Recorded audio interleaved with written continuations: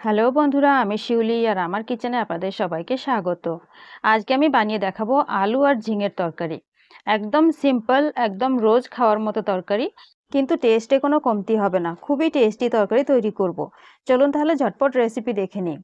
তো সব কাটা ধোয়া আমি আগে থেকেই করে নিয়েছি। ঝিঙে আমি ছিলেছি, দেখুন একেবারে পুরোপুরি ছিলে দিইনি, একটুখানি রেখেছি।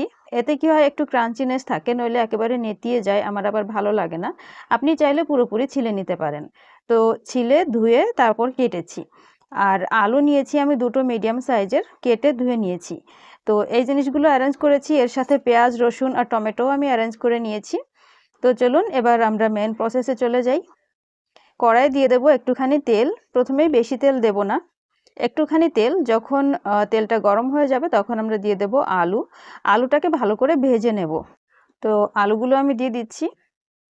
আলুর সাথে আর কিচ্ছু দেওয়ার দরকার নেই, নুন হলুদ কিচ্ছু দিতে হবে না, শুধু আলু এরকমই আমরা ভেজে নেব। মিডিয়াম বা মিডিয়াম থেকে একটু বেশি হিট করতে পারেন। সুন্দর লাল লাল করে ভেজে নেব। দেখুন লাল লাল ভাজা হয়ে গেছে। এতে কি হবে, ঝিঙের সাথে খুব তাড়াতাড়ি গলে যাবে সাথে সাথে। কিন্তু আপনি যদি মোটা মোটা বা ডুমো ডুমো করে আলু কাটেন তাহলে একটু বেশি সময় ধরে ভেজে নেবেন। একটু বেশি মানে ইয়ে করতে হবে, বা তরকারিতে আগে আলু দেবেন পরে ঝিঙে দেবেন, এরকম করলে হয়ে যাবে। তো আলুগুলো আমি নামিয়ে নিয়েছি। তারপরে আমি সেম কড়াইয়ে দিচ্ছি আরও একটু তেল। তেলটা ভালো গরম হয়ে যাওয়ার পরে আমি জিরে আর সর্ষের ফোড়ন দিয়ে দিচ্ছি। আধা চামচ জিরে আর আধা চামচ সর্ষে। জিরে আর সর্ষে যখন ভালো করে ফুটে যাবে তারপরে এর মধ্যে দেব আমি পেঁয়াজ। তো পেঁয়াজ কুচিয়ে নিয়েছি এখানে মিডিয়াম সাইজের, দুটো পেঁয়াজ কুচিয়ে নিয়েছি।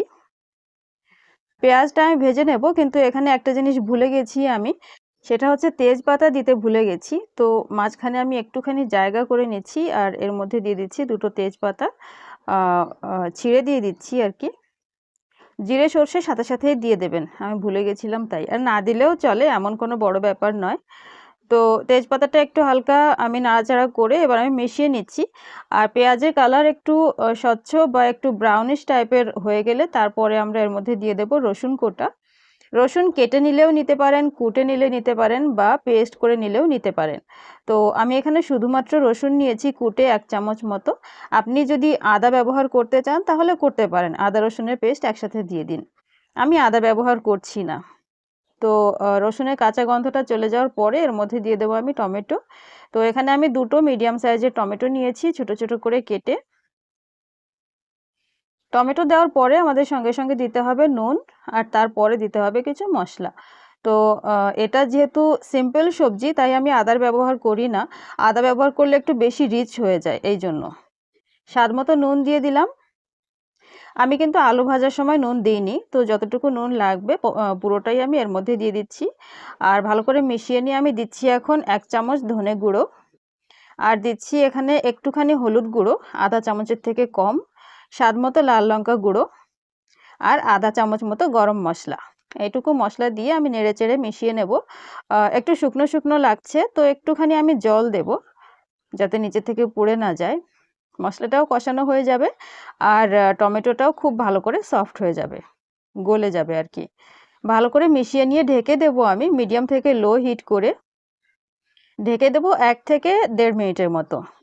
দেখুন তেল কিন্তু ছেড়ে দিয়েছে, তেল একদম উপরে চলে এসছে, আর জলটাও শুকিয়ে গেছে, আর টমেটোও খুব সুন্দর করে নরম হয়ে গেছে। এখন আমি যে ভাজা আলু আর যে কাটা ঝিঙে রেখেছিলাম সেটা দিয়ে দেবো, একসাথেই দিয়ে দেবো, কারণ আলু আমি পাতলা পাতলা করে নিয়েছি, একসাথেই সেদ্ধ হয়ে যাবে।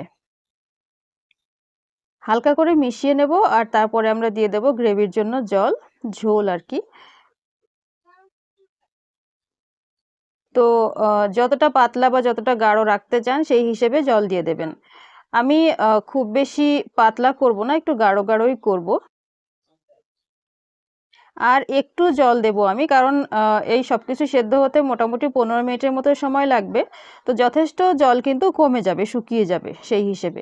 তো দেখুন মোটামুটি 15 মিনিট পরে এই হচ্ছে আমাদের তরকারির টেক্সচার। আলু আর ঝিঙে দুটোই কিন্তু খুব ভালো করে গলে গেছে। সবকিছু যখন ভালো করে গলে যাবে তারপরে আমরা এর মধ্যে দেব একটু ধনেপাতা কুচি। ধনেপাতা কুচি দেওয়ার পরে মোটামুটি 1 থেকে 1.5 মিনিটের জন্য আবার একটু ফুটিয়ে নেব। চাইলে খোলা ফুটিয়ে নিতে পারেন, বা আপনি চাইলে ঢেকে দিতে পারেন, কোনো অসুবিধা নেই। তো দেখুন আমাদের তরকারি কিন্তু একদম তৈরি হয়ে গেছে। আজকে আমি সার্ভ করে দেখাবো না, কারণ আমি আজকে খুব জলদিতে আছি, আমার একটু বেরোতে হবে। তাই আজকে আমি সার্ভ করে দেখাচ্ছি না। সবজি কিন্তু খুবই টেস্টি তৈরি হয়েছে। অবশ্যই ট্রাই করুন, আর ট্রাই করলে কমেন্ট করে জানাতে ভুলবেন না যে আপনার কেমন লাগলো। দেখার জন্য অনেক অনেক ধন্যবাদ।